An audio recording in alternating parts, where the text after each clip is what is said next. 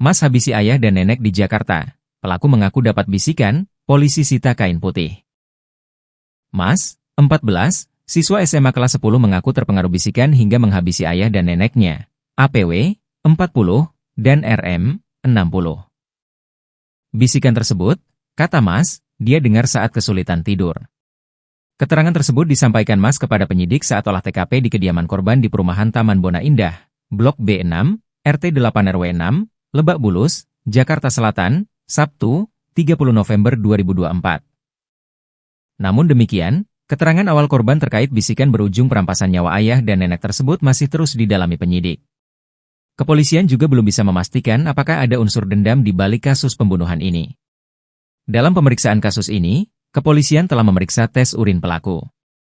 Hasilnya, pelaku negatif narkoba. Selain itu, penyidik juga menggandeng Asosiasi Psikologi Forensik, APSIFOR, Indonesia untuk mendalami kejiwaan pelaku yang masih berusia di bawah umur. Olah tempat kejadian perkara, TKP, kasus berinisial Mas, 14, menghabisi ayah dan neneknya rampung digelar pada Sabtu, 30 November 2024, sore. Seusai olah TKP, polisi membawa bungkusan kain putih yang berisi sejumlah barang bukti. Nantinya, Gogo menyebut sejumlah barang bukti itu bakal diperiksa oleh Pusat Laboratorium Forensik, Puslab 4, Polri.